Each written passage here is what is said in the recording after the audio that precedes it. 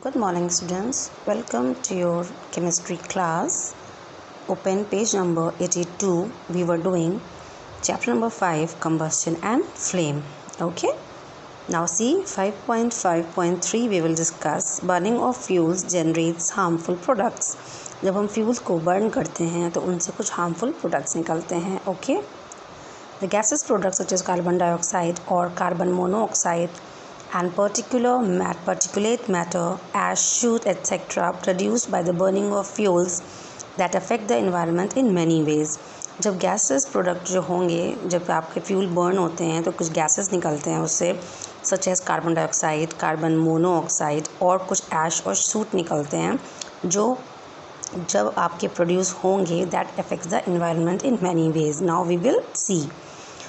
On burning fuels like coal, wood, petroleum etcetera, जब हम fuels को जैसे कि कोल, वुड, पेट्रोलियम एट्सेट्रा जब हम इनको बर्न करते हैं तो ये जो होता है ये अनबर्न कार्बन पार्टिकल्स होते हैं जो जले नहीं होते हैं. अनबर्न मीनिंग्स जो नहीं जले हैं, जो पार्टिकल्स जो होते हैं वो इन्वायरमेंट में रिलीज़ हो जाते हैं. ठीक है, इन्वायरमेंट में घुल जाते हैं. These fine particles cause respiratory problems such as asthma. यही जो पार्टिकल्स होते हैं कार्बन के जो अनबर्न्ड होते हैं, जो जलते नहीं हैं, ये जो होते हैं ये लोगों में जाके अस्थमा का प्रॉब्लम क्रिएट करते हैं, respiratory problem. Moreover, wood is procured from the trees. Excessive cutting of which leads to deforestation and various environmental hazards. Would जो होता है जो ट्री से निकलता है, जब उसको बहुत ज़्यादा हद से ज़्यादा काट दिया जाता है तो डिफॉरेस्टेशन हो जाता है जो कि बहुत सारे इन्वायरमेंटल हज़ार्ड्स में आ जाता है. ठीक है, हमारी सेहत पे बहुत नुकसान होता है, डिफॉरेस्टेशन हो जाता है. तो वातावरण को साफ़ रखने के लिए, इन्वायरमेंट को साफ़ रखने के लिए पेड़ कटने नहीं चाहिए. ओके, पेड़ बहुत ज़रूरी हैं हमारे लिए. इफ़ ऑक्सीजन सप्लाई सफिशिएंट नहीं होगी, insufficient, coal on burning forms carbon monoxide which is a poisonous gas and can suffocate and kill people exposed to it. अगर सफिशिएंट ऑक्सीजन नहीं होगा तो कोल जो होता है, जो बर्निंग फॉर्म्स होता है कार्बन मोनोऑक्साइड जो कि पॉइजनस गैस है, वो लोगों को सफोकेट कर देगा और लोगों को मार देगा. Okay, so in this way first way is this कि फ्यूल्स जो होते हैं जब वो बर्न होते हैं तो वो हमारे लिए हार्मफुल प्रोडक्ट्स को जनरेट करते हैं. तो this is very harmful. Okay, so we have to take precautions while burning the fuels. Okay, second point is incomplete combustion of liquid fuels like petrol, kerosene and diesel produces poisonous gases and soot.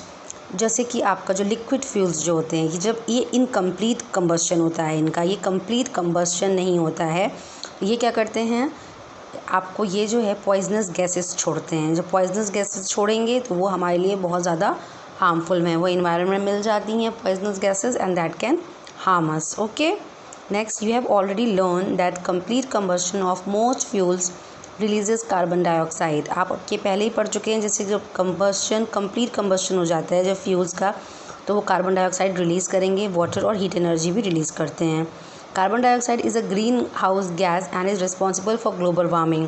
Carbon dioxide जो होती है green house gas है जो global warming के लिए responsible होती है. That is rise in the average surface temperature of the atmosphere of the earth. ठीक है, ये कार्बन डाइऑक्साइड जो गैस है ये ग्रीन हाउस गैस है और ये हमारे ग्लोबल वार्मिंग के लिए बहुत ज़्यादा रिस्पॉन्सिबल होती है. ठीक है, this in turn leads to many problems like melting of glaciers and rise in the sea level causing floods in the coastal areas. जब ये ग्लोबल वार्मिंग होता है, एवरेज सरफेस टेम्परेचर जो होता है वो आपका जो होता है वो एटमॉस्फेयर ऑफ द अर्थ से राइज हो जाता है. ठीक है, जो rise in the average surface temperature होता है वो एटमॉस्फेयर ऑफ द अर्थ से ज़्यादा हो जाता है जो कि फिर लीड करता है ग्लेशियर्स को पिघलने में. फिर जब ग्लेशियर्स पिघलते हैं, ग्लेशियर्स वहाँ पे पिघलेंगे, समुद्र का लेवल बढ़ेगा, पानी बढ़ेगा, फ्लड आ जाएगा, बाढ़ आ जाएगा.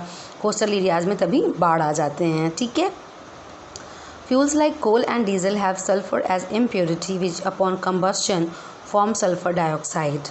फ्यूल्स जब जलते हैं जैसे कि कोल है और डीजल है, जब ये जलते हैं इनमें सल्फ़र होता है, एक इम्प्योरिटी होता है सल्फ़र. ये जो भी जब जलते हैं तो वो सल्फ़र डाइऑक्साइड बना देता है. जो सल्फ़र डाइऑक्साइड बहुत ज़्यादा पॉइजनस गैस है और करोसिव गैस है.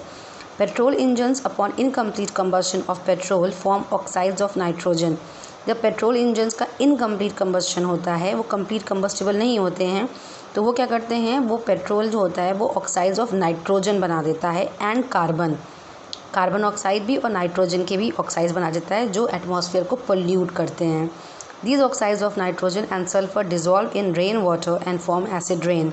जब ये oxides of nitrogen and sulphur जब ये डिज़ोल्व हो जाते हैं रेन वाटर में जाके, तब ये एसिड रेन करते हैं।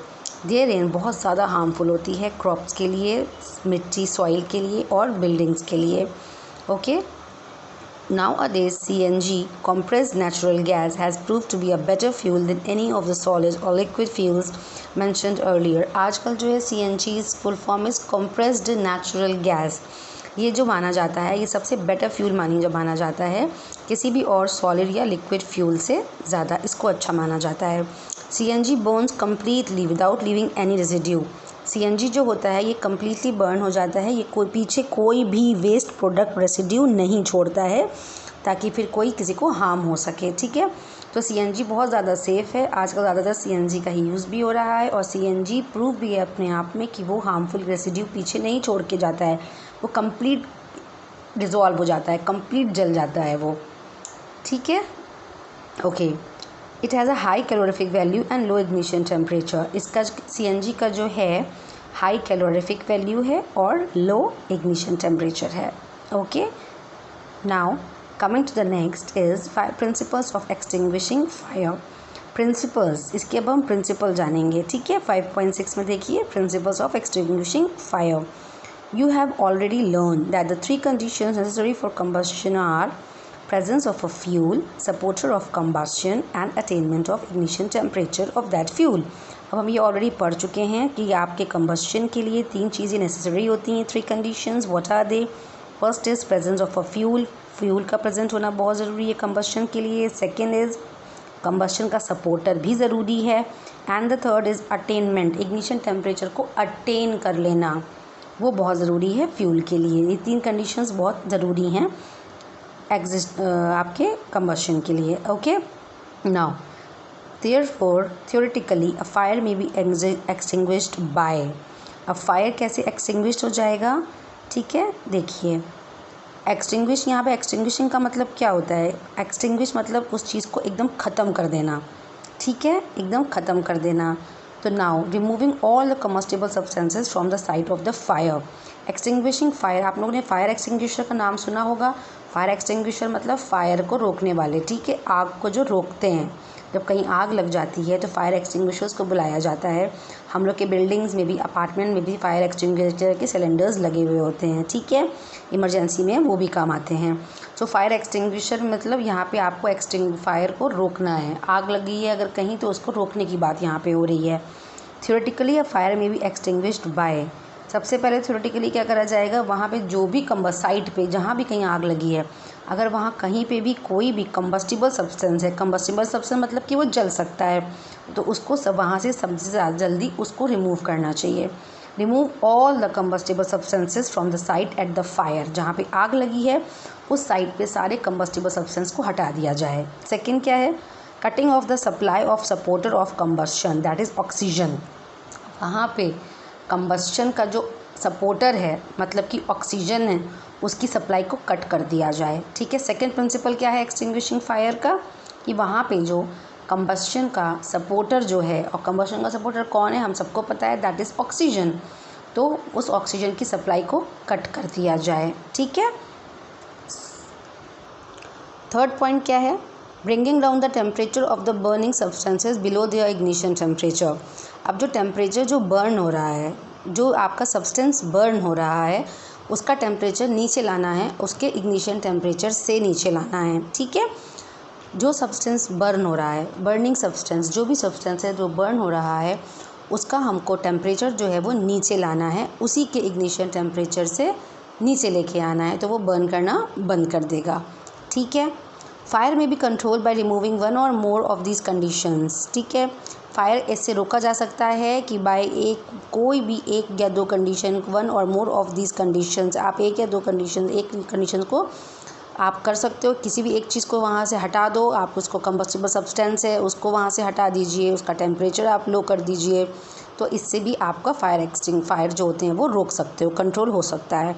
Since it is not possible to remove all the combustible substances from the place of fire extinguishers are based on the principle of either bringing down the temperature below ignition temperature or cutting the supply of oxygen or both together।